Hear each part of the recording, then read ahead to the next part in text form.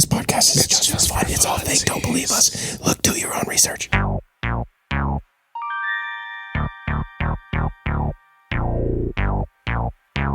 Ooh, there it is.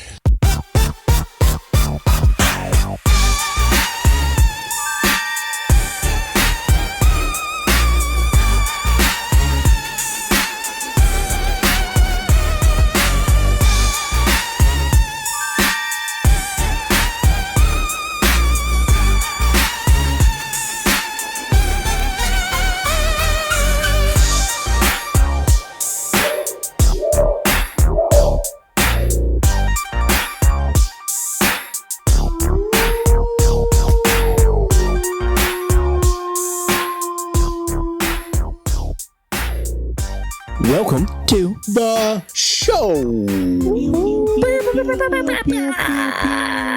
Phil is still not with us. Yeah. How dare you not show up? But that is also because we recorded 2 episodes in one day. It's a recording marathon. We Still got our dirty pop. Yeah, Dirty Pop gets an extra shout out this week because we're still drinking. These cups are huge. They are ginormous. And you know what? I didn't mention that last They are time. 2 episodes long. They got the good ice. I said that. Thank you. Yes, Courtney did say. But it needs said this episode now. You ask any. This isn't a fair assessment, but I'm going to throw this out. You ask anybody who has been in the hospital for more than a day or two, especially somebody who me, gave that's birth, me. Oh, they will surgery, tell you man. one of the best experiences of that, because it's not a whole lot of good experiences other than the baby being born, is the ice. Mm-hmm. This is that ice. It's the little nugget ice. Yeah, the nugget ice. I agree, though. That kind of ice is superior. Yes. Yep. I don't like really, really cold things. I'm weird. Yeah, I don't like really things hot too hot or too cold. We finish, if you don't know, like Courtney will finish eating and I'll still like be sitting there and she's like, you haven't even touched your food. And I'm like, I literally just took a bite and it was still too hot and she's already done. Yeah. But if we start eating, like actually eating at the same time, you just like outpace me. You're like twice as fast somehow. Have you ever seen those videos where they try to pace their eating with their partner? This is the funniest thing ever from both sides. Like the guy's just plowing and the girl's trying to keep up and it's just like pouring out of her mouth because she can't keep up. We should try that sometime. And then the opposite is hilarious because the girl would be just nibbling and he's nibbling and he's like eyes are all big and he's all frothing because he's like, I am so hungry. And he's trying to keep the same pace. It's just that would be fun to try. You don't eat slow, though. I could keep pace with you. Okay, yeah. I don't eat slow. I eat slower than you. But both times I was pregnant, I feel like I could keep decent pace with you, as well as the amount of food that I eat, which actually has never. I've never really eaten that much less. Right. Yeah. Me being a big guy, I don't eat. You don't like eat a big guy. Huh? No, you don't. I can. I can eat like a big guy. I will throw down food, but Thanksgiving I have to. I can't eat anything. I used to. I definitely can't as I got older. No. But like Thanksgiving, I straight up I can't eat anything prior to the meal. Otherwise, I can only eat like a plate of food, and I get disappointed because I look forward to Thanksgiving and I love just being able to just try all the different foods. But then like by Christmas, that was like a month later. By Christmas, I'm kind of over eating a bunch of food already still. And so like Christmas, I'm kind of dainty with what I eat and I just eat sweets. And we always try to, because we've gotten together for the last several years and we try to do something different for Thanksgiving and then do something different for Christmas. So we have different food, but we're pretty good with that. Yeah, exactly. But yeah, that's great. Good times. So again, shout out Dirty Pop. They get 2 weeks. Look at you guys go. I'm still drinking the poison. Poison. Hit me, baby, one more time. You gotta sing it. Nope. Hit me, baby, one more time. I can't do. And then that was not a Britney voice. Yeah. There it is. All right. And it's still hitting. That was good. We should start a band. Absolutely. We talked about that for years. We have. We talked about it for years. That'd be fun. I need to get going on. I got my I'm in my raspy voice era. Like I would be perfect right now. I can like a raspy kind of heavy metal rock kind of thing, dude. I can throat sing. Do it. That's true. So are you going to throat sing? Like this are you going to throat sing on the podcast ever? Oh man, I should. I know. My voice isn't. Now that I've mentioned it, you get instant like. I'm going to have to. stage fright. I'm not gonna do it right this second. Yeah, no. It has to be at a time when I'm specifically not when no one's asking you to do it. Yeah, you just got to do it. One of those weeks that's like a short week where we just post a pod of us singing individually our own thing. Yeah. We pick a song and we just do it. That sounds like a telethon. Horrible. Are we gonna do like a telethon episode? So good. And then we could do a competition like we do. Who's the best? And no, that's too much. Right. We did a battle of the bands, and I was the singer, and we took House of Pain Jump Around and turned it into like a thrash metal song. I mean, it should be a thrash metal song. And it was so much fun. But the rest of the band, it was really difficult because the rest of the band wasn't good enough to play songs that I could sing. So I had to sing songs that they could play. And those are not such a singer. Those are not synonymous. And so we did true. Monster by Skillet, and that's not in my vocal range. Mm-mm. And it was horrible. Miserable. That's funny. It was bad. But the House of Pain was phenomenal because it was rapping. It wasn't singing, but still. Anyway. Yeah. I am trying to learn how to play the guitar, so. I played guitar when I was little, and then I just got too lazy, and I don't have time making all these excuses. Yeah, and it's really just because I didn't want to do it anymore. Right. But I used to play guitar when I was little. I actually, for Christmas this year, I asked my family, I was like, hey, if you need an idea, give me a guitar. So sweet. Yeah. Nice. Actually, I had a dream the other day that I busted out an electric guitar and we started practicing. That's weird. Bro, that'd be fun. It was a vision. Jam session. Amazing. Then recording now I just need to teach. So Bennett is going to play drums. Yeah, we need a bass player. All right, so Bryson can do bass. There you go. Courtney's got keys. I got rhythm. I'll do rhythm guitar. I'll do rhythm guitar. You just shred. Deal. I can play some good block chords, man. All right. It's happening. It's on. Oh, man. Commandy can be our producer. On. Yeah. I love that dude. He's so much fun to talk to. He's great. He's good. Oh my gosh. That's so when I asked him if he knew the missionary that had spoke at our church, and the first thing was like, his high top fade though. And I was like, for real though, that's the first thing you notice about that guy. But anyway. Ancient days of giants, when the earth was wild and free, a creature roamed the valleys, cloaked in mystery. Is he born of angels' blood and man, a Nephilim so tall, or a shadow of the fallen, yet heeding the Maker's call? He's a biblically accurate Bigfoot, with a lineage from the skies. Not a myth or legend, but a truth that never dies. Is he a remnant of the Nephilim, a titan standing tall? Or does he have the word of God upon him, the last to hear the call?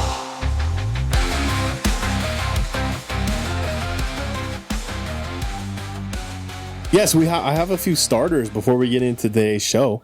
The first thing is, so did you see that, and I want to hear Mike's opinion on this, because I think Courtney and I talked a little bit about it. Did you hear when the Speaker of the House, Mike Johnson, air quote, accidentally, we'll put air quotes, I'm going to tell people I'm air quoting, accidentally, let it, quote unquote, accidentally slip, I'll put the slip in quotes as well, okay. that Trump was an FBI informant that leaked, or that was tasked to take down Epstein. Did you see that? What? I did not. What? Yeah, he was talking about that. How? Oh, okay, I know how I missed that. Oh, I said his name. Einstein. It's been a week. Sorry, you did. Jeffrey Einstein. Yes. Anyway, but they were talking about it during a session, and he mentioned, and it quote unquote, like I said, was it an accidental slip? Was it an intentional slip? I'll let you decide. Also, was he actually an informant, or was he? Did this happen, or is this made up? But claimed that he was an informant, and he was actually the person who took down Jeffrey Einstein with how well he cooperated with the FBI. Maybe so. That's interesting because I know there's so many that came out shortly before the alleged there's so many things birthday letter. Yeah, I remember that allegedly came out.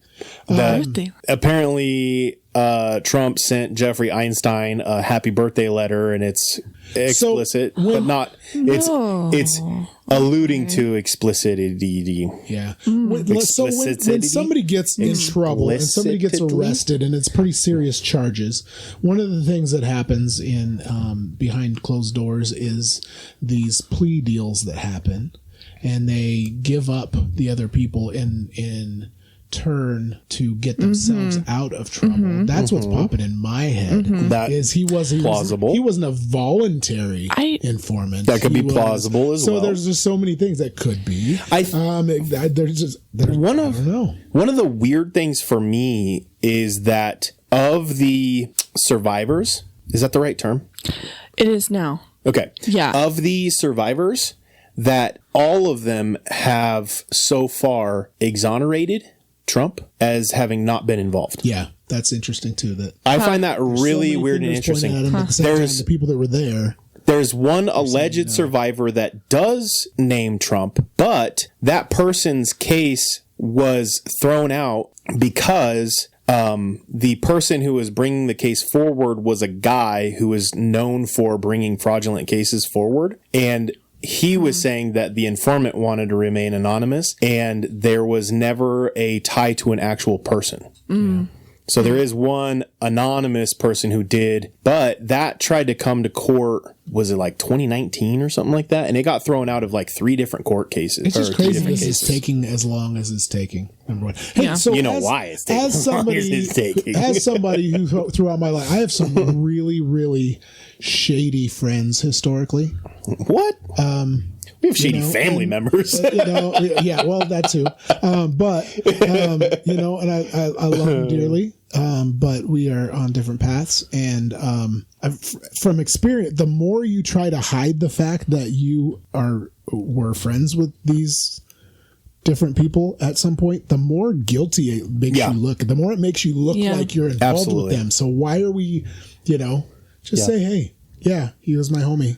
He made bad decisions. I wasn't there, but he made bad decisions. That's one of with RFK, because when RFK was solo running, anyway, when they were, he was solo running, and they were like, you flew on his plane. And he's like, yeah, actually I did. And I can name the dates, this day, this day. And I was like, okay, you're cool.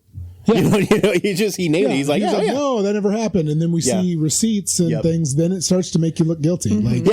Just own it. Just own it. If you were buddies with somebody that screwed up, own it. The nature of who Jeffrey Einstein was, he had a lot of acquaintances who were very powerful, both in the guilty party and the innocent party. Yeah. And so association doesn't assume guilt. And that's actually one of the things that if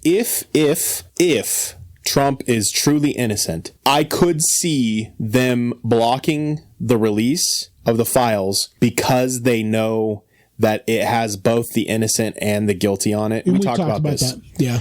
If Trump is innocent, I could see that as being a reason why. But the problem is, again, we go to this place where it's like, we just don't know still. Everything's still just completely up in the air. And it's another one of those, what an easy distraction for all the other things going on. Yeah. What an easy way, we got craziness going on, bust out the files again. Yeah. Hurry, fill social media with the files Which again. There's a lot of people who are treating everything else going on is the distraction from the Einstein files. I think the files have been I care that there were both victims. Sides are weaponizing it basically against the other, wait until your little buddy, the person who you idolize gets outed and stuff. And so it's become like this, so do we actually agree that this is whatever comes out is going to be the truth then? Or is there going to be some way to bend it as soon as it does come out, and you're going to be trying to justify who's on the list if you don't like who you see on the list? Because, let's be real. If Trump released files today and his name is not on it, you'd be like, oh, well, he just doctored the images, and you're not going to be satisfied anyway. Right. Yeah. If he came out with the files, or if the next president comes out with the files and Trump's name is on it, and it's a Democratic president, you're going to be like, oh, he just put the name on it. You're not going to be satisfied with what you see anyway. It's like, who did the investigation, though? Who's the one who released it? Who's the one who documented it? Who's the one? Yeah. And I think that Einstein files are a distraction because we have actual CIA files, or actually FBI files, not CIA files, FBI files, that the CIA was actually actively involved in kidnapping kids and putting them into the Yes. satanic rings. Yep. We have actual files of this stuff, but we're so concerned about the Einstein files that people are ignoring. Like, there's actual FBI files to talk about this. Yeah.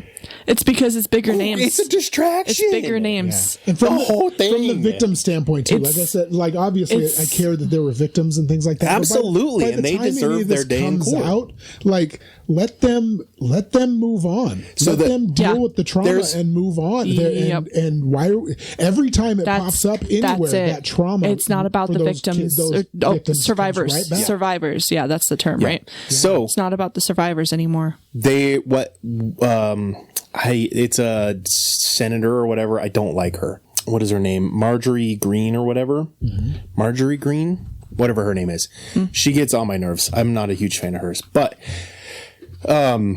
she is working with the survivors to compile a list based off of the survivors' experiences. Right. I will trust that list.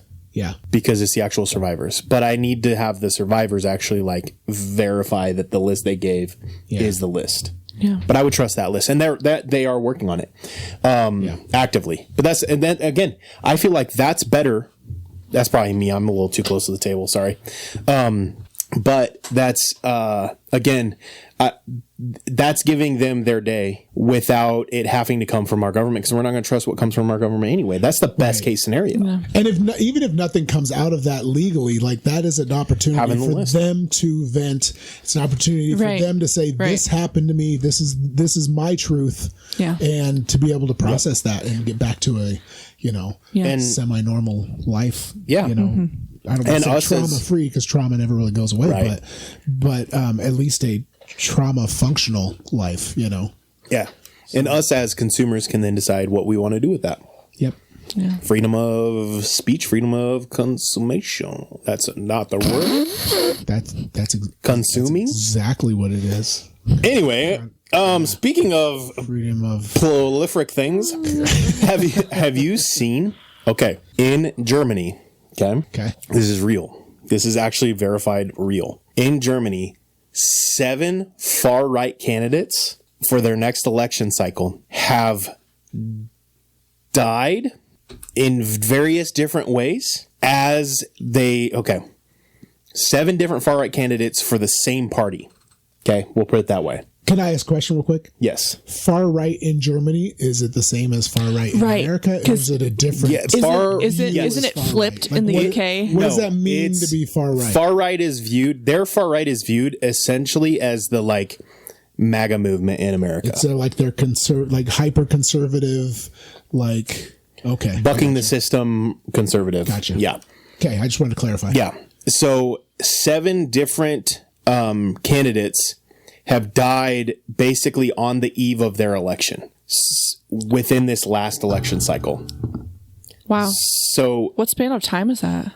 within, I want to say it's like a year. Oh my goodness. Every time somebody comes forward, and they'll either and the way that they've died has been various. So it's been car wreck. It's been I'm trying to even think, just like very normal looking things, I should say. And it's just 7. Yeah. Is our possibility, is our lettered organizations that exist around the world, are they trying to reduce a certain population of leaders? Right.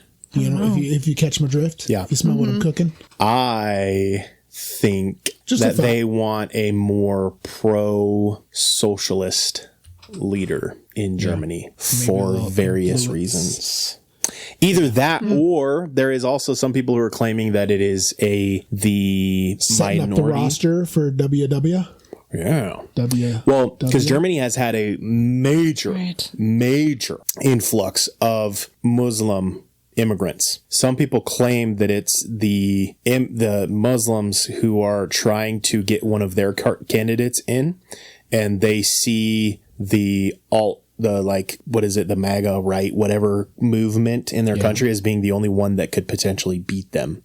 That's one conspiracy theory. Another conspiracy theory is the left. Then another conspiracy theory is that, they're just they know that the right is going to win, so they're trying to get the right candidate in. But every time they go to have the election, the person who is leading tends to be one that they don't want to lead. So I hadn't considered that, where they have a specific person and the people are not voting that way. So we need to make sure they're voting correctly. I can see that. Because they do want to install the right into the government there. Gosh, imagine the stress that comes with having that kind of job where you have to make these world decisions, if that's a real thing.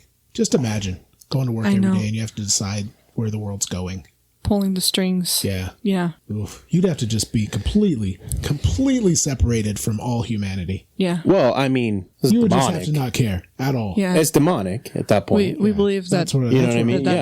Yeah. In the Bible. And even looking at the events that occurred by the time this comes out last week, the big events we talked about on the last episode, I think even a lot of that is demonic stuff. It's being overcome and once you get to that level where you're willing to take lives for your political gain. Yeah. How susceptible are you to demons, Yeah. Yeah. in that level? And I wonder too, like how blind do you have to be to evil and demons to think you're doing the right thing in some of these situations? Yeah. Like, it's crazy. I always tell I always go back to like stuff that I teach and stuff, but I always teach about, the villains rarely see themselves as villains, in stories. And part of the reason, like when you look at like Marvel versus DC in the comic books, DC, the villains are villains for the sake of being villains. Right. Like they are insane. They are villains. They're proud of being villains. Marvel, the heroes go back and forth between heroes and villains. Like sometimes the heroes fight each other because you have to decide which one's the villain, and that's a little more realistic to me because I don't think, the people pulling the strings and I don't know that they see, they can step back far enough to see the disconnect with their humanity. Yeah. I don't know. Mike, what team were you on? Iron Man or Cap? For Civil War.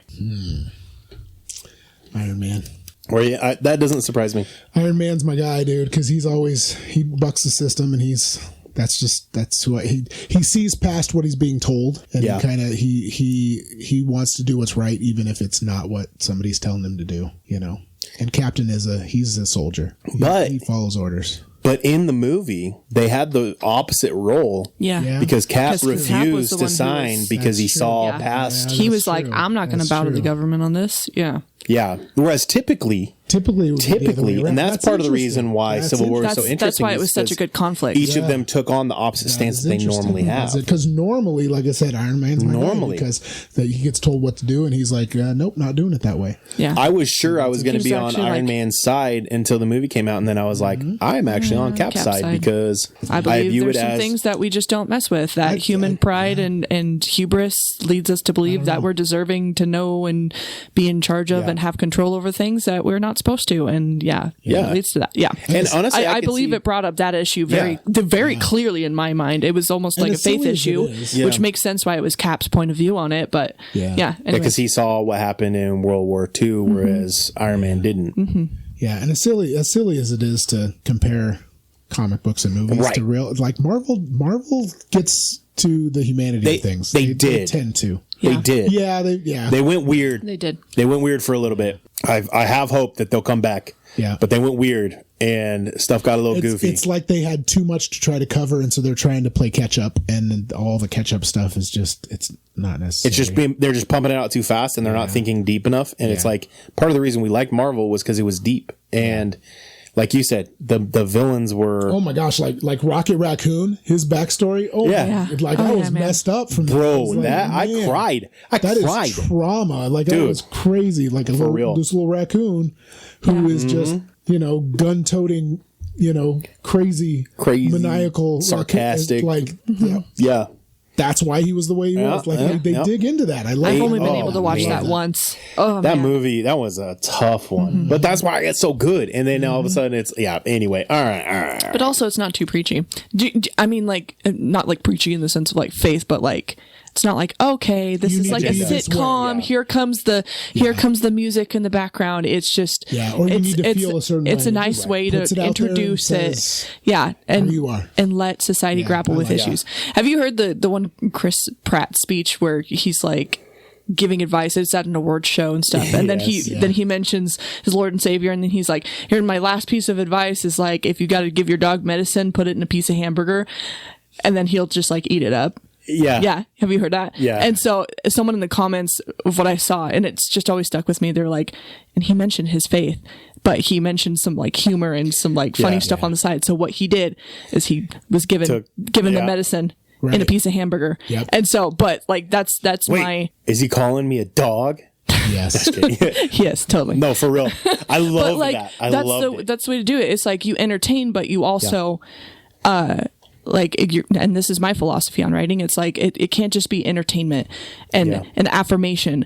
Like it should make you think about issues. It should make you work out further who you are as a person and what you believe. Even talking about faith, your faith should be your faith. It shouldn't be a conglomerate of things that people told you what to believe. Like you see what you see. You have your own conversations in your head that you have. Yeah. And, some people don't. Okay. Oh, yeah, we had that discussion. You see the images or whatever, or maybe you just blank up there. I don't know. Yeah, it's just anger. It's just all anger in my head. No. My motto, which I eloquently stole word for word from another Chi Alpha missionary. His name is Glenn, and we were at our training to be full-time staff with Chi Alpha Campus Ministries. And he said that one of his mottos is to always package things in humor, make them laugh so that their lips don't bleed when you punch them in the face. In the mouth. In the mouth. Punch them in the mouth. And I was like, I love that. Yeah. And it put words to what my philosophy already was. Yeah.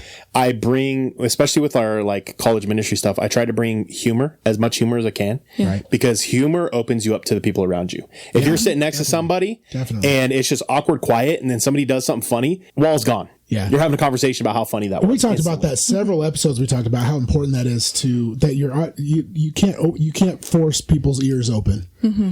No. You've got to do something to get their attention, get their ears open. If you want people to listen to what you have to say, and it's important.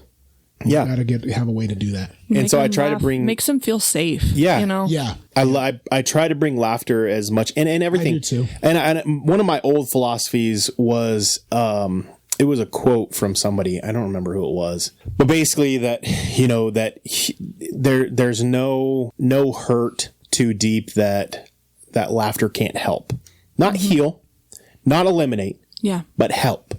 That humor can help us get through some of the hardest things in our life. Yeah. And again, it's very clear that it's not a fix, but humor is a good Band-Aid. But that said, we've talked about placebo and things too. Like there are actual legitimate studies about laughter and its healing properties. Yeah. Mm-hmm. Like laughter can, hugs the same way. Hugs have a huge healing. Praying has a huge healing, whether it's placebo or what, even if you don't believe that it's, in the God side of things, that meditative kind of, it's real. Like it does work. Like the placebo thing does, physically, not just surface. It does do things. It does. Laughter is one of those things. It's making me think of the little bit of knowledge that I have about why can't I think of the word right now? Oh my goodness! But UFC. Just like what UFC? I was just throwing things out. You might have a whole lot of knowledge of. Just like law enforcement and I do know hockey. I haven't gotten to talk. There's a lot of stuff that I love that I haven't gotten to talk. No, you're good. About just good Lord. But anyways, just about different types of crimes. Like there's hot-blooded crimes and then there's cold-blooded crimes. And hot-blooded crimes, usually there's not as much of a punishment and a penalty. And when we're talking about like really psychoanalyzing the person behind who did this and stuff. It's because it was cold blooded. It was very, it was very, had time to think it through. Yes. Yes. Premeditated. Premeditated. Yeah.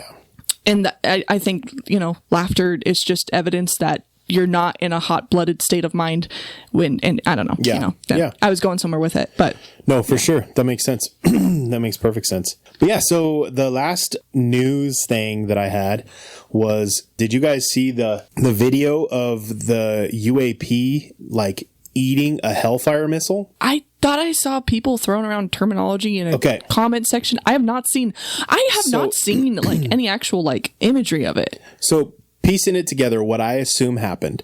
So when a piece of space debris from like satellites or whatever falls, they will send drones at it equipped with Hellfire missiles that will shoot it and disintegrate it. They're very well equipped just to make sure make sure it never gets to the point where it can affect innocent life or whatever. And once it's disintegrated, and then whatever. So there's video of them sending a drone out to intercept what looks like it just looks like a piece of debris, as though you would assume that's probably what they thought it was. And they shoot a Hellfire missile at it, and it hits it, and it does nothing. And the UAP, whatever it was, kind of like bounces, kind of moves back. And then 3 like drone orbs all of a sudden pop out of it and start like circling it.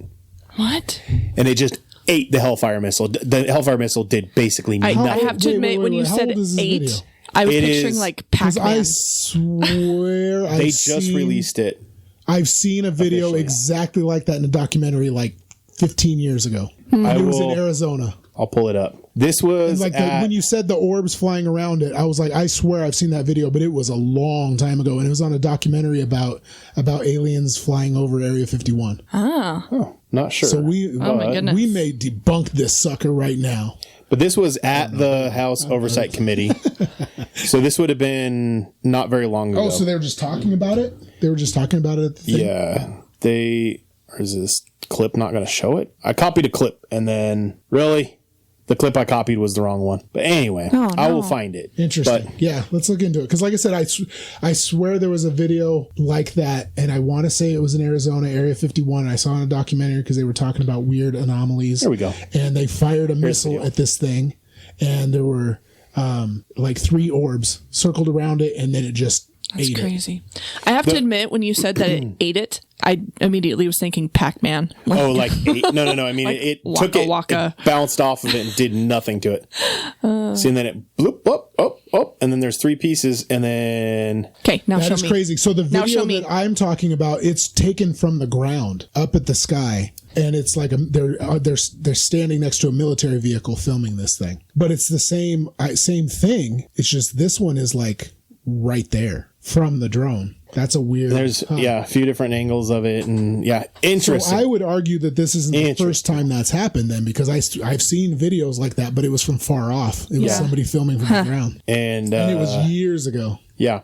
So that was the House Committee talking about it officially. Or has it been in the Discord and I just missed it? I literally just searched for it on TikTok, and 50 billion videos came up. Oh. It's making its rounds right now. But yeah, that was kind of crazy. What is that? We should have a sting. What is that? I remember the discussion. Is it some kind of new... Is it some kind of new defensive weapon kind of thing where it sends out the 3... Kind of like the jet has their little flares that they throw out so the missiles don't hit them. Yeah. Kind of like that. Yeah. But it's like a new tech version of it that they were messing with. Right. Is that what this is? I don't know. That's my thoughts. Just from the weird whistleblowers that have said, like, the amount of tech that America has, like, we couldn't rationalize it. Yeah. It's like, it really does make me think that these incidences are just somebody's doing it covertly. They know that it's going to be intercepted, and they want to see how well it handles it. And the other team doesn't know what's going on, because like the files we talked about with the CIA and the FBI not knowing what the other one's doing, and if you've ever played a war game, makes you wonder, like on any kind of gaming thing, and you play a war game, you always get to that point in the game where you're kind of bored, and so you have the other team shoot stuff at you so you can see what your things do.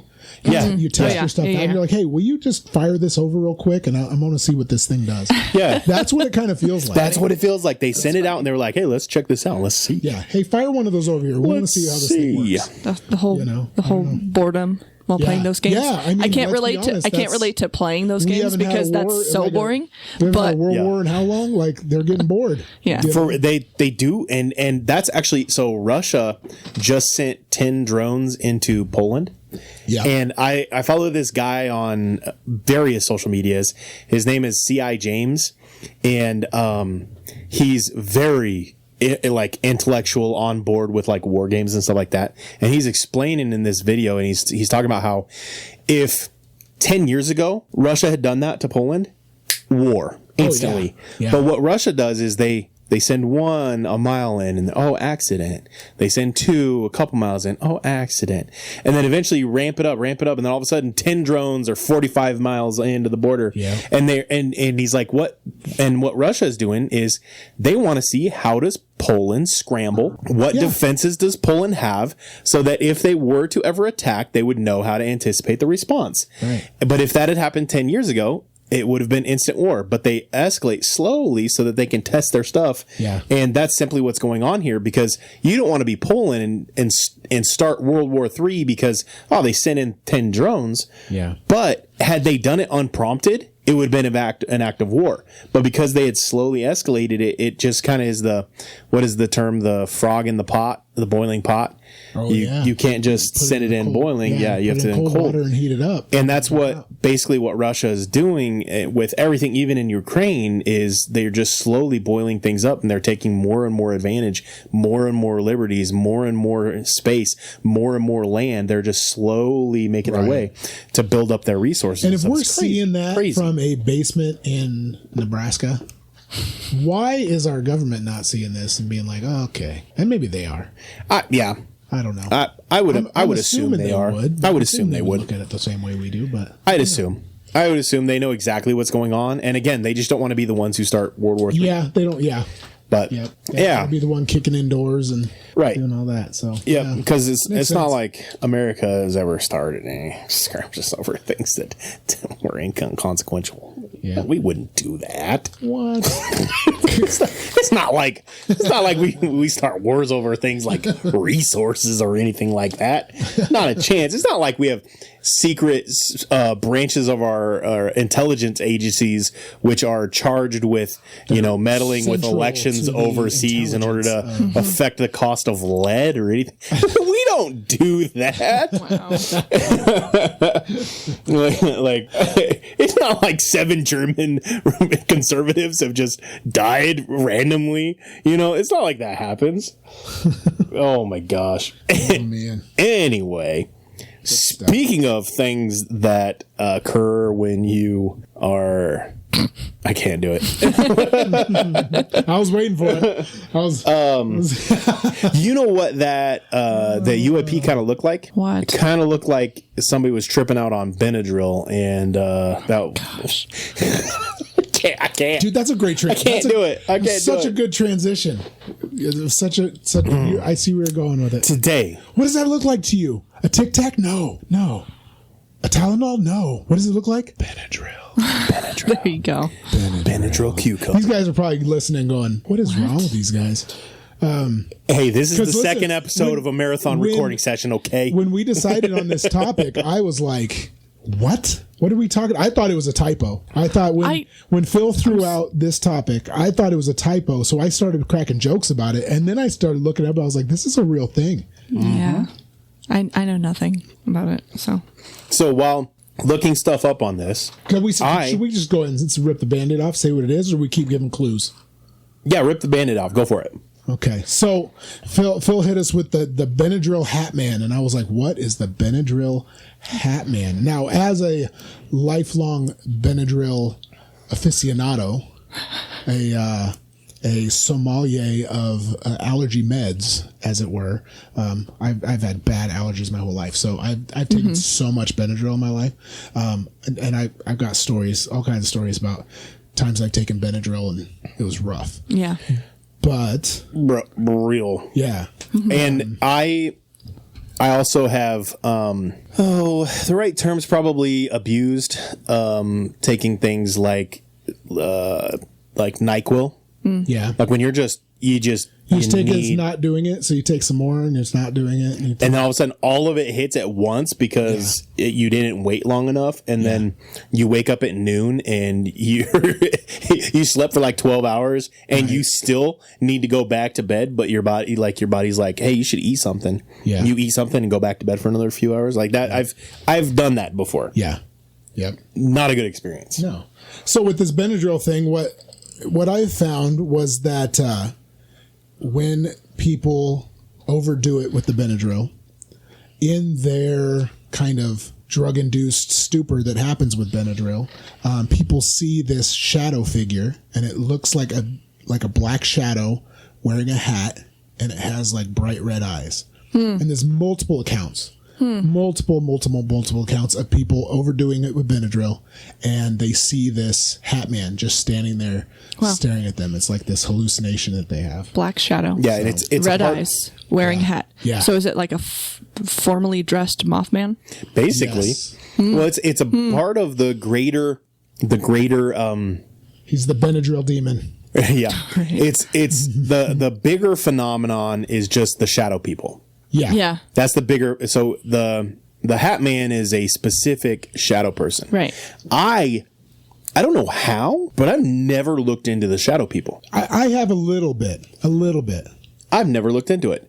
I just read about my own.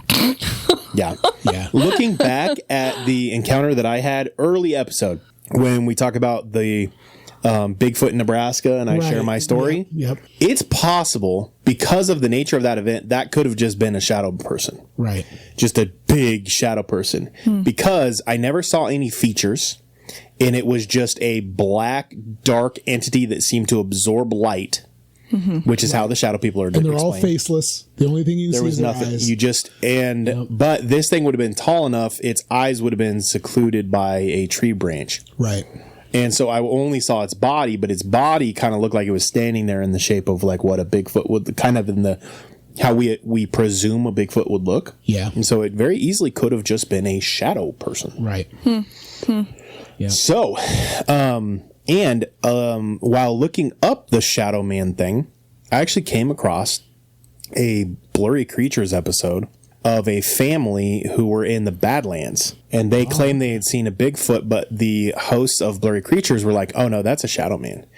Right. They're like, that's a shadow person. And they explained it as being a shadow person. And I started thinking a little bit more about it, looking a little bit more about it. And the shadow people phenomenon is actually very common in this region. Yeah. Yeah. Very common. Yep. And sometimes when I'm watching Ghost Adventures and they have one where you can see the outline of the person moving across the wall. Yeah. I'm like, that's a shadow person. That is not a ghost. That is not an apparition. That is a shadow person. You know, they're that, it's just you could see them as a person. It's so weird when you see stuff like that on video. But they move silently. There's no sound. There's no creaking from the floors, so they're clearly not something that is affecting our laws of nature. Because like in a creaky room, they're not going to be able to walk the way they walk. Well, and the shadow isn't against anything. Like you can make a shadow like against a row of trees, and it'll go in and out of the trees, and it doesn't. It's just in front. It's independent of it. Absorbing the light in front of stuff. It's pretty crazy to see. But with this Benadryl thing, what's weird? So they tried to explain it away. I was looking. There's they try to, because people will hallucinate on Benadryl. You take too much Benadryl, you hallucinate, you see things that aren't there. And then we have that, I gotta look, I pulled it up. Pareidolia. Pareidolia is when we look at something and we see faces in it. Like you look at a piece of wood, like a tree trunk. Or you see Jesus in your toast. That's that's pareidolia. Yeah, it's like the matrixing, but specifically faces. Yes, and it's just faces. Okay. Or human forms. Yeah. Right. And so they tried to explain it away that's what's happening is you're seeing a shadow or you're seeing moving light. Right. But because you're hallucinating because you're on too much Benadryl, you're in this half dream state. You're kind of like a walking dream state. And you're seeing a humanoid even though there's nothing really there. That's what. But the weird thing is it's always wearing a hat. That's what's weird. Yeah. There's always a brim of a hat, like an old hat. So I have a. Sorry, what? Go ahead. Okay, because your story is going to be way more legit than mine, so I want to go first so it doesn't feel as... Anyway. Not a whole story. Yeah. So I had, before I was a Christian, I had a really significant sleep paralysis dream. Dream. It wasn't a dream. Because I could open my eyes and I couldn't move, and I opened my eyes, and this was in the third story on campus of the dorm that I lived in. And I'm sleeping, and it was a nap in the afternoon, and I'm sleeping, and I can't move, and I start panicking, and I can open my eyes, and I open my eyes, and now I know that what it would have been described as being a shadow person standing right next to my bed. And I panic, and I'm trying, like, you can't talk, you can't move, all you can do is think. And I'm like, I don't know what to do. I don't know what I do. And then I started praying, and again, I wasn't even a Christian. I started praying, and then it was just like, boom, instantly, this thing just like, I saw it fly straight to the window, disappear. And then from there, I saw the curtain whoosh in and then slam against the wall as it left. And I was already awake and able to move before the not the curtain, the blinds. Shades, blinds. The blinds hit the wall, and the window was cracked a little bit open, so it could have just been wind. But I was awake when I saw the blinds come forward and then slam against the wall as it left. Well, that was like my demonic dream where the trash can rustled as I was waking up. Yeah. And so I have, so I just associated, at the time, I was like, I don't know what this is. Like, is this an alien, kind of thing? Now I was like, I've always just associated, just said that was a demon. But if you were to kind of specification of it. We're just going to start making up words now. And if you were to specifically categorize what demon it would have been, I guess you would categorize it as a shadow person. Right. Yeah. Again, so in the shadow people, like the stuff I've studied, it's another one of those omen things. Like, it doesn't hurt anybody. It doesn't even touch anybody. If you try to touch it, it disappears. Yeah, allegedly. And they're just like observers. They're just, and in fact, in some cultures, I was looking, the shadow people in some cultures, they call them watchers.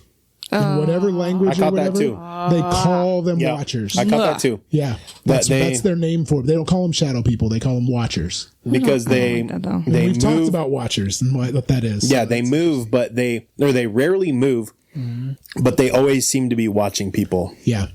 Yep. Again, it's just an omen thing. Wonder what the watchers are. Yeah. So I don't have like a shadow person story, but I have a cool Benadryl story.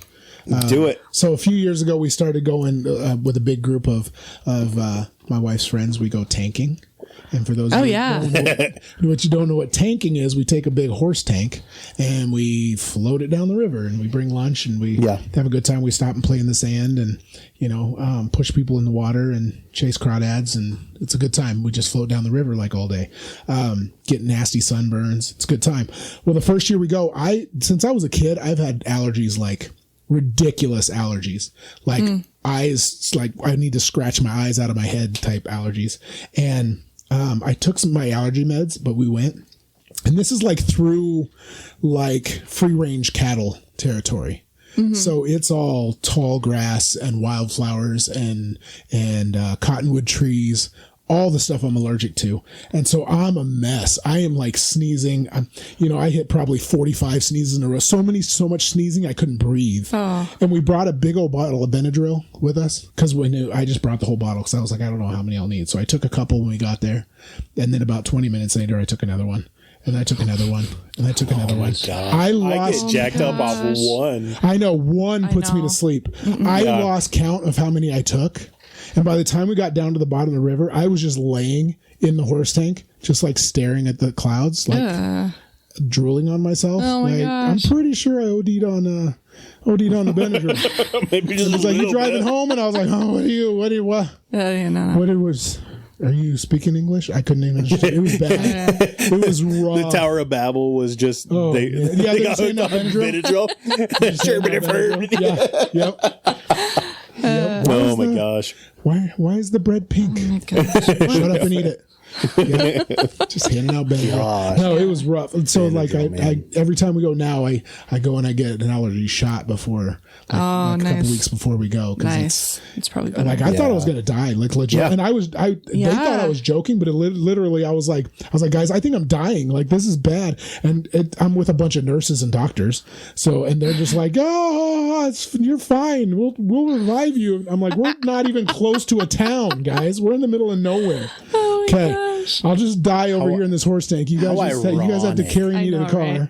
How ironic of a death would that have been? I know, died with a whole bunch of just a whole gang of nurses and doctors. Oh, I know. I thought about that. That'd have been nasty. That'd have been worldwide news. Yep. I mean, I'm not afraid to die, but that would have made headlines. That'd have been epic. Horrible. Not gonna lie. Oh my gosh. You know, when you talk about comedy and humor, I mean, if you're gonna go. Mm-hmm. What a fun environment to go in, you know? Oh yeah. Just all OD'd on Benadryl. Oh yeah. Surrounded by No. I found out pretty quickly that Benadryl was not an option for me because I have pretty ridiculous allergies too. But I decided to test it out right before working an 8-hour shift, and I took it right before an 8-hour shift. And yeah, you could probably if I could hunt down my coworkers from way back then, they would probably remember me on that shift because I was loopy as all speaking get of out. Dying, tomorrow's my death day.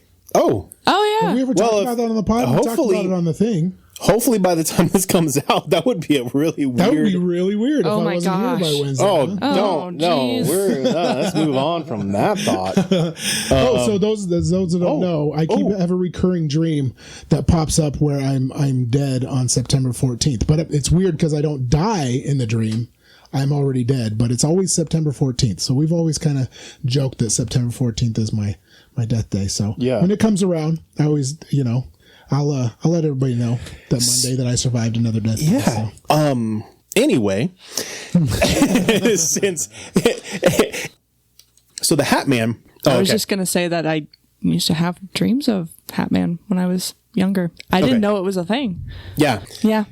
Even like right up until, hey, let's talk about Hatman. I was like, oh, yeah, that's a thing. I didn't realize it was like a multiple thing. I don't think there was any association with Benadryl with it, but I have my own theories of why. But yeah, I would always, and it wasn't always like lucid dreaming. Like I can't tell if I'm awake or not. Sometimes I just knew that I was dreaming, but then I would look up at my doorway, and he'd just be kind of standing there in my doorway. It's always seen as men. Just a thought that it popped up because it's Hatman. Once again, so that's not something I'm going to share. Because even shadow people are always depicted as men. So biblically thinking, it were the sons of God, the male. That makes sense. Whatevers that would lay with the women, the daughters of men that created the Nephilim. And so it could be that the males, but there is like Lilith, which is a female demon, but maybe the males are just weirdly obsessed with humans or something. Maybe all of the male demons or all the male angels are the ones that fell, and all the female ones are the ones that didn't, and they're maybe they were the smart But here's ones. the thing: does gender, not to get too definitely don't want to get political, but does gender exist in the spiritual angelic realm? There's no need for it. Yeah, because biologically, gender exists for childbirth and things. That's the only reason it exists. There's masculinity and there's femininity. What does masculinity represent? That the masculine are, these scary cryptids. What is the fact that I will tell you what the scariest creatures and ghosts are little kids. Yeah, that's true. Dude, little kid demons, little kid ghosts. Yeah, that's the scariest thing ever. I 100%. Why aren't they more of those if they really want to freak us out? Yeah. I think they do, but they present it though as though they're like a lost entity that needs help, right? And then we go to help, and then they want more and more and more. Nothing is creepier when you think you're alone and you hear a baby crying, and you don't have any kids. You're like, "There's no babies in here." That gets under that gets to your soul. Like you could feel your soul when that happens. That's how creepy that is. You show me a shadow man, I'm just gonna keep walking. Keep my eye on and make sure it doesn't move. I'll be like, dear Jesus, and then if it's a kid, I'm in the name of Jesus. Start swinging. Yeah, there's two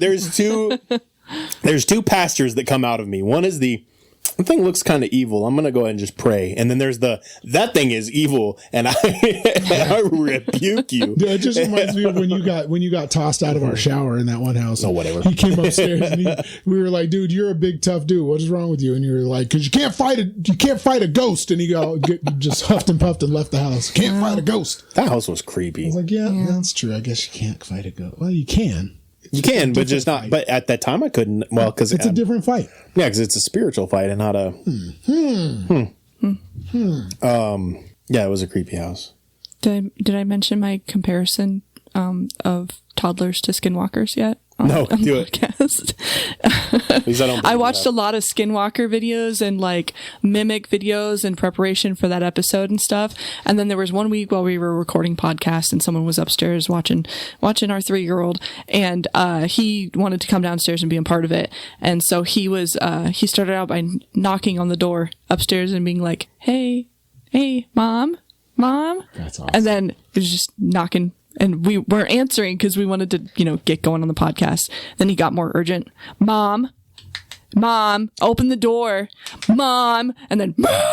And I was like, oh, that just kind of like gave me some, brought back the traumatic videos I watched of all the mimics and stuff doing that on the other side of the door. So, it's pretty great. You just start out really patient. My son Camden was in the basement with his buddies one time. I came home from work, and he's in the basement with his buddies, and they're on their phones, and they have a ghost hunting app on their phones. So they're like talking to it, and they're like, if there's anything here, please make yourself known and stuff like that. They didn't know I came in the house. Mm-hmm. So we have one wall that connects all the way to the basement to the ceiling, like the roof. Mm-hmm. And so I just went bam, bam, bam, and like hammered on the wall and then walked out the door. And I could hear them screaming. They were just like screaming in the basement. It was awesome.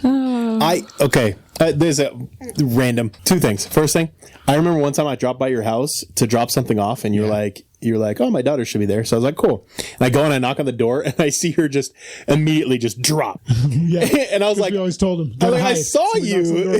And so I texted Mike. I was like, she's in. I saw her just drop, and then eventually you saw the text, and you're like, oh, I forgot to let her know you were coming by. And I was like, well, good on her, but that means I still have your stuff, But the second thing is, we had a group of students in our basement down here, and there's a laundry chute that goes from the basement to the top to the bathroom, to the top bathroom. And Courtney and I, we were just kind of letting our students just play games because it was getting kind of late. We were just kind of like done, but we don't like to kick students out. We like them to stay as long as they want to. Right. And so we went upstairs. We were just chilling, watching TV, and I was like, oh, I'm gonna mess with these guys. And so I walk over to the chute and I tossed like something kind of small down, and it hit, and I hear one of them go, did you hear that? And then somebody else is like, I think so. But anyway, and I waited a few minutes, they started playing again. And then I chucked like a pack of cards just like perfectly down and made like a loud pop. No words. They all just came just flying up the stairs and into the living room. And I was like, guys, that was me. And they're like, we're okay. We're going to leave. We're heading out. Creating trauma. That's what we do. It was so funny. Oh, man. It makes you wonder though too when people see things like the Hatman, and if it isn't, it's got to be just this crazy combination. If you're taking any kind of spirituality, ghosts, cryptids, any of that out of it, and you're trying to make it completely psychological, there's got to be so many things in line that lead to that. Your history of trauma, your history of being scared, things you've seen in media. Yeah. There's got to be so many. It's just weird to me that they're all of them seem to be the same. And a lot of these people, like Courtney, when they were describing it and they started compiling this stuff, they hadn't talked to each other. Yeah. They didn't know that the other people had seen this person in the hat. And it's kind of like the hat's weird. It's not like a cowboy hat, or it's almost like a boonie hat, like a fishing hat. Yeah. That's what it looks like. Yep. So it's very specific. It's not even a different hat. Wide it's very specific, the hat. And it's weird that all these people that had zero knowledge of the other people are telling the same story. Right. That's what makes it weird for me. I never saw red eyes with it, though. It was always just the shadow of it. Yeah. Well, and some of them say it's completely faceless. Yeah. And that's a lot of them say, completely faceless. Yeah. I've seen that some of them are just but not two-dimensional. In my dreams, people don't have faces. Is that weird? What? When I dream and people are in my dreams, they don't have faces. But I know who they are. I think if I'm my dreams do that quite a bit. Me and Tanner are fighting zombies with rocket launchers. He doesn't have a face in my dreams. What? But I know who he is. So creepy. Yeah, that happens to me quite a bit. But it's For not real? weird when I'm dreaming. Dude, but I know just who he mentioned is. to you, Tanner, not long ago That's that so- like wild, dude. messed up AI videos and stuff, and how it starts out normal and then it just gets like really weird and Yeah, I warped don't and everything see like that. faces. Like that happens in my dreams quite a bit. So I'm like, oh Really? yeah, that's actually pretty. Yeah, it's Yeah, I actually don't see pretty. faces. And it's like it wild, starts out dude. making sense and then it just doesn't. It's like a Yeah.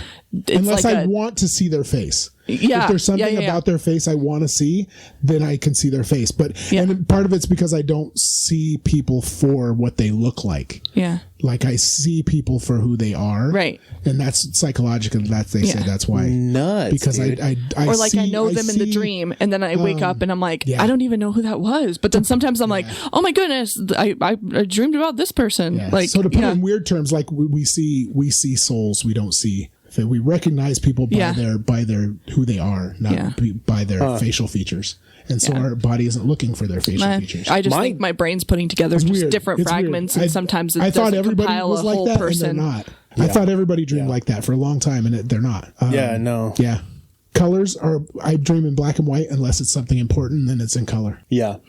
So yeah, weird things in dreams. Sometimes I know I'm dreaming too, and sometimes I mess with the dream because I know I'm dreaming. Right, That's weird to lucid be dreaming. conscious in your dream. Yeah. That's weird. Lucid.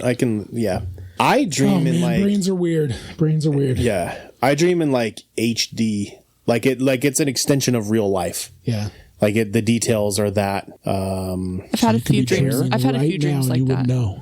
I still had much, one yeah. big dream, like probably my most lucid ever dream, like most realistic, where I could remember the exact progress of it. It wasn't just like completely random and chaotic and stuff. Yeah, I didn't actually get to tell the story of that dream during our actual dream episode. But yeah. I say the one difference is that in my dreams, only the things that are in like close spatialness are in HD. Everything that is in the distance is just darkness or light or just blur. So, but the only thing that's in present is the stuff that's in direct around. And it's weird how our perception in our dreams is so different than our reality, but at the same time, our brain 100% believes it while it's happening. Right. It's so weird. Yeah. That is really weird. Crazy. But yeah, the Benadryl Hatman, I think the Benadryl, there's drugs. I mean, there's the what is it? The ayahuasca or whatever thing. I always mix it in ashwagandha. I always think that they're the same thing, but it's but here's another thing. allegedly to consider. brings you into. I was thinking of this reality. earlier, and we went a different direction. But think about this. So, a lot of cultures use drug-induced vision walking type of deal, where there is a drug that they take in order to see into another into realm. the spiritual world or whatever. Yeah. What if Benadryl is just because it's marketed over the counter, we don't see it in that same sense? But what if Benadryl like takes away that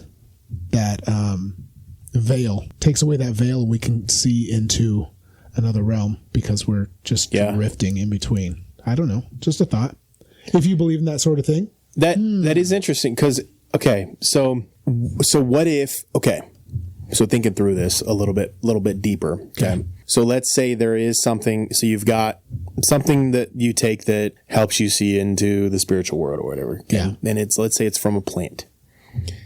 What if they take that plant and then they synthesize that plant into a purely like manufacturable drug, because they've noticed, when you do take this, also you don't sneeze. Right. So then they take it and they then try to like process it to create the ingredient that causes you to not sneeze, and they think that they've figured it out, but they still have the properties that cause the trips in there still too. Still got the side effects. And so it would be completely a synthetic drug that wouldn't have its trace into a plant, but most synthetics, they typically synthesize from something that was real, and then they try to like adapt it to do more of what they want it to do. Right. Or marketing wise, you find what is going to sell the most and you tag it with that solution. Maybe Benadryl was as a sleeping aid. I know that people use it for that. But because more people were buying it to get rid of their allergies, they market it as an allergy med. an antihistamine. Right. I think that happens a lot. I was looking one day and like Listerine. Do you know Listerine was originally invented for? I think you said it. It was for cleaning walls. Yeah. It's for cleaning walls, cleaning gunk off of walls, like coal dust and stuff off of walls. Yeah. And stuff like that. And somebody washed their mouth with it and they're like, ooh, your breath is really fresh. What are you doing? And it was like gargling with my floor cleaner. And so then they started marketing it as a mouthwash. And now Listerine is a mouthwash. See, and everybody was making fun of Trump for talking about drinking bleach.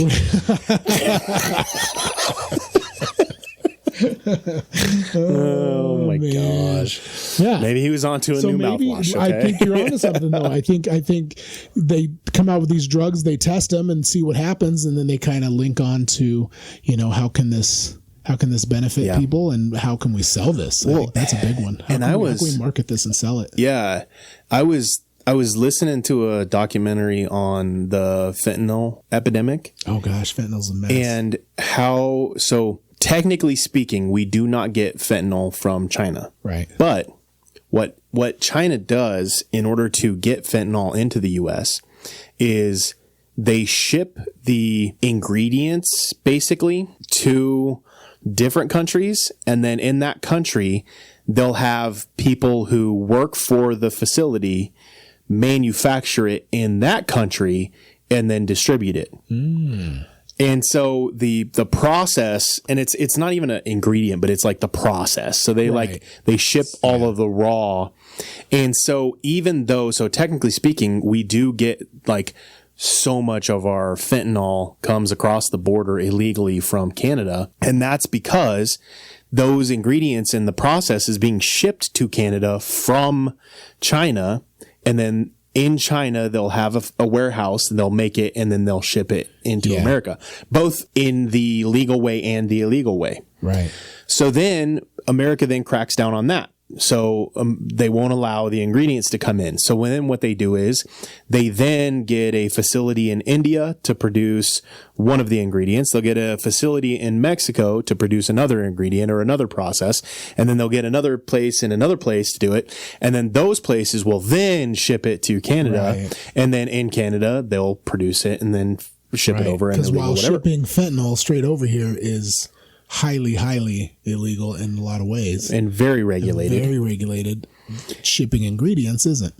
And the process, and I can't remember. There are certain things that's weird about it, that it's not just like ingredients. It's like certain processes and certain things. Yeah. It's like and those are very well regulated. But if it's not coming from China, it's hard. And so America can't.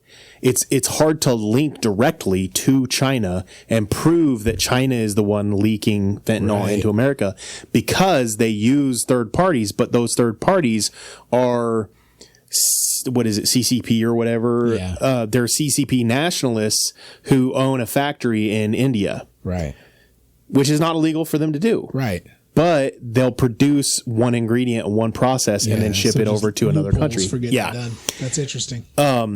And so if you were to create I'm even just thinking through that, now you get something like, let's say, like we're going with Benadryl. Let's say Benadryl is, the manufacturer is in Canada and China, and this is hypothetical, just random, but it's another conspiracy. There's another theory that I just kind of came up with, that they could actually be tainting certain ingredients to cause you to have these experiences, because of the fact that the components are synthesized. Right. This reminds me of, do you remember when Macy, my daughter Macy, she was little and she was doing fundraisers because she was going to this camp and stuff, and so we helped her because I was making green chili, and we were selling green chili as a fundraiser. Yeah. And then like some people came in and they complained and they said, you're not doing this correctly because you're not doing it in an approved kitchen and blah blah blah, and you can't sell it online if you're doing this. And they were telling us all this stuff. So we started selling quart bags online, and they just a heads up, they have green chili in them. So we were selling the bags, but they had green chili in them. That's what kind of reminds me of. They're selling it, but they're not on paper. They're not selling it. They're not shipping it. Yeah, but they are. But they are. Yeah. And that was just, and I will say that was specifically fentanyl. Like I didn't look into Benadryl or like I didn't look into any other drugs or anything like that. It was specifically fentanyl, but it was crazy the lengths and because the CCPs they want to attack America, but they can't directly attack us. Having the most addictive substance that has ever been created, that kills so easily with an overdose because the dosage has to be so small that would be a really easy way to attack a country, and there'd be no ways to trace it to you. The street version of it, heroin. Can we say that word? You just did. Is some of the nasty street versions of it that get such a terrible. We know what it, but you throw a medical name on it, fentanyl. And it's produced, and it is prescribed for people that need it. It is a legitimate drug. It's a legitimate drug. But it's the same. It's in the same family as all these other drugs. That's what makes it so scary. Is that it's people don't see themselves as drug addicts because they're taking something that has a medical name and they got from a medical situation where they got it from the hospital or they're abusing it. When I had my knee surgery, it's in the same family. When I had my knee surgery, I was just telling a student about this. When I had my knee surgery, I made sure that I was feeling pain before I would take anything. Yeah. Even though they wanted you to stay ahead of it. But my goal was I wanted to wean off of the pain pills as fast as I possibly could because I know my propensity to addiction. Yeah. You have a very addictive, I don't want to say an addictive personality. Yeah, but just a propensity to addiction. Yeah. And so I know that. And so I refused to take it as I made sure that I did not finish all of my dose. Right. And I still had refills. And I was like, but I would rather have a little bit of pain and have to overcome that. Now, right off the bat, you don't have a choice. You're in way too much pain to be thinking about that. Yeah. But I purposefully did that. And I was just kind of thinking through it practically on my end of things. It's how many times that doctor had no clue my propensity for addiction because it's not a long profile, because I quit drinking young and any of the things that would lead to that are not a part of my life. But that doctor doesn't know that. He just knows that I just went through a horribly painful knee surgery and I was very much in pain, the worst pain I had ever felt my entire life because of the way they did it. The pain meds hadn't kicked in by the time everything else had worn off. And so they prescribed me heavy dose of everything and they're like, be ahead of it. That they don't know, but how, that's my but anyway. See, and I don't like the way I feel on pain meds. Same. I would rather be in pain than how out of control I feel. And I think that comes from trauma. Yeah. I think when I try to figure out why am I like that? Why do I need to feel like I am in control of the surroundings? I need to be in control of who I'm in the room with. I need to be in control of where the exits are at. And I think that comes from abuse trauma. Just needing to be aware, and in, deep down rooted, just keeping myself safe and aware, in case the proverbial stuff hits the fan. And I need to be I need to be ready for it, and I can't do that if I feel all loopy. Even Benadryl, like we talked about. I was going to say, even Benadryl. I hate taking Benadryl unless I am at home and I know who's there. Yeah, because I need to be, and I have such a need to be in control of my surroundings. Since we've had kids, I have not taken any NyQuil or Benadryl or anything that alters your ability to react to stuff. I don't even take allergy meds unless I really need it during the summer. Right. Because even just basic allergy meds, I can still feel different when I'm taking them versus when I'm not. Yeah. Even that tiny little bit. Ever since I've had kids, I won't, because I want to be fully in control. Yeah. And be able to be the most available that I can be in case something were to happen.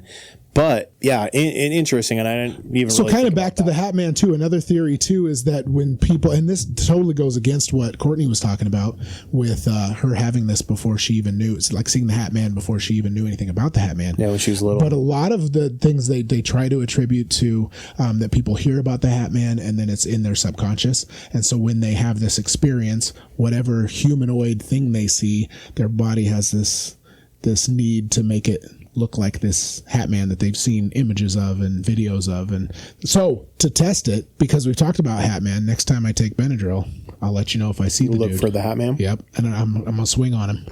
I was gonna say, I don't know if you want to. I'm gonna catch him. I'll bring him on the show. There you go. That would be it. That would be crazy, huh? What if we had a Nephilim Would you do it on the show? Like, would you want to entertain that? What, catching him? No. On the show. Having it on the show. Like, why would I want to give them a platform? That's a good point. I don't think I would. Now, if an angel wants to come in and just appear and just be in this seat, hey, that'd be cool. Bro, awesome. But anything that has an association or a link with evil, yeah, I don't know if I would want to give them a platform. Yeah, and I would think maybe to challenge them and things, but then again, we've talked about they're so manipulative. Ancient beings. They would beat us. They're so manipulative. They would win. Yeah, they would make us look dumb, and they would look superior. And we do a good job making ourselves look dumb. I don't need any evil entities to make it look worse. For real though. But yeah, that's the Hatman it's from the greater what do you call it, archetype of the shadow people, and the shadow people. I'm gonna look more into the shadow people. I'm intrigued now because I watched years and years ago. I watched a few specials on it and I thought it was interesting. But and that's where if you're talking specifically Hatman, I've never had any experiences. But if you talk shadow people, and a lot of them come from. If I had to give you a region in America where a lot of the stories that from these old documentaries I used to watch, almost all of them, what region of America would you guess has the most sightings of the shadow people? Appalachia. Exactly right. Yeah.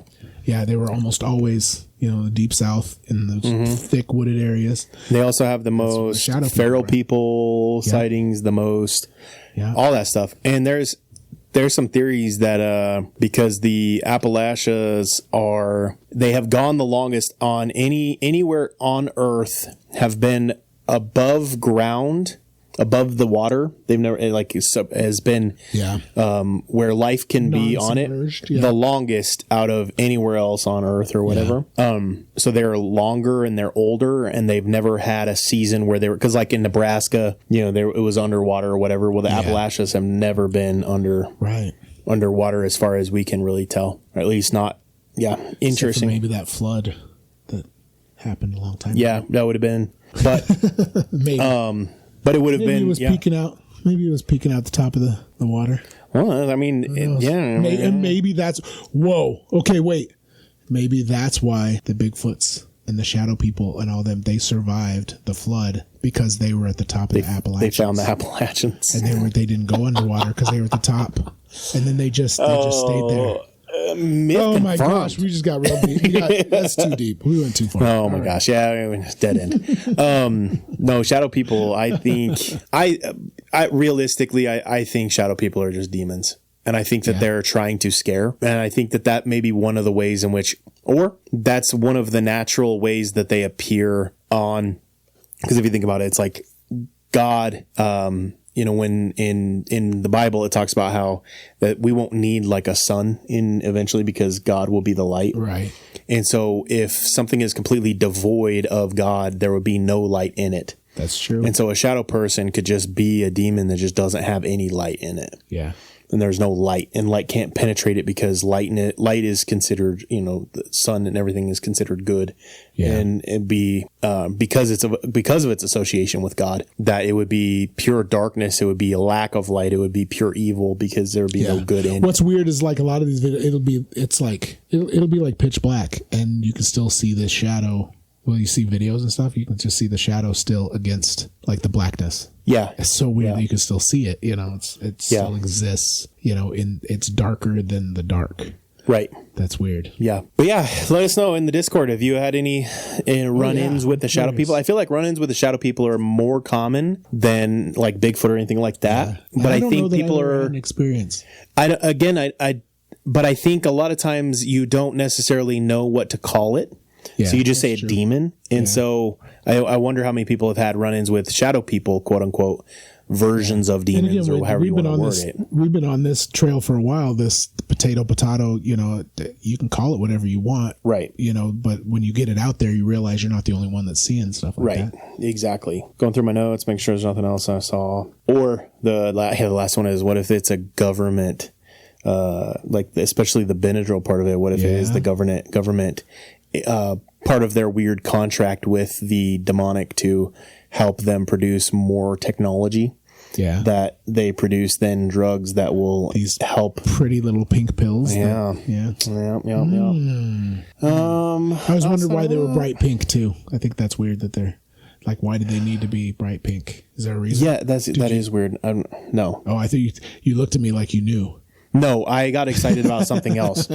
One of the things I did see was that shadow people are more associated with like what's called like a long encounter. You don't usually claim a shadow person for something that just like was there and gone really quick. That's true. It's usually it was there for a bit. Yeah. And you can see it and look at it for a moment. Yeah. And even if it's like 30 seconds, that's considered a long encounter. It's not just a quick wisp. It walked by real quick. It's like, it was there. You see it. Yeah. And then it moved. And then you can like definitively like A, B, C, kind of how I was talking about. I could see it by the foot of my bed. I saw it standing there for a long time. Yeah. And then I saw it leave. That's considered a long encounter versus like, oh, I looked up, I briefly saw it, and then it ran out the window. That's a short encounter. That's not usually associated with shadow people. It's not usually associated with shadow people, but so we kind of claim the shadow person when it's something that's considered what is a long encounter. Yeah. Interesting. Yeah.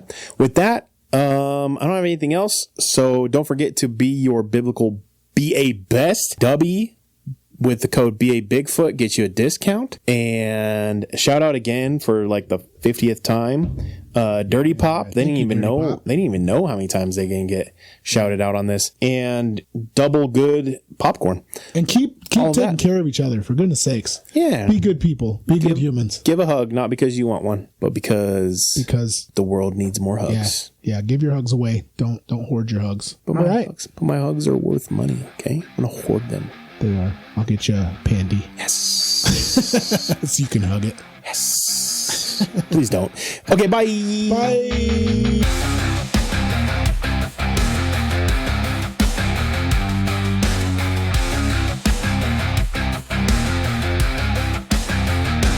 In the ancient days of giants, when the earth was wild and free, a creature roamed the valleys, cloaked in mystery. Is he born of angels' blood and man, a Nephilim so tall, or a shadow of the fallen, yet heeding the Maker's call? He's a biblically accurate Bigfoot, with a lineage from the skies. Not a myth or legend, but a truth that never dies. Is he a remnant of the Nephilim, a titan standing tall? Or does he have the word of God upon him, the last to hear the call?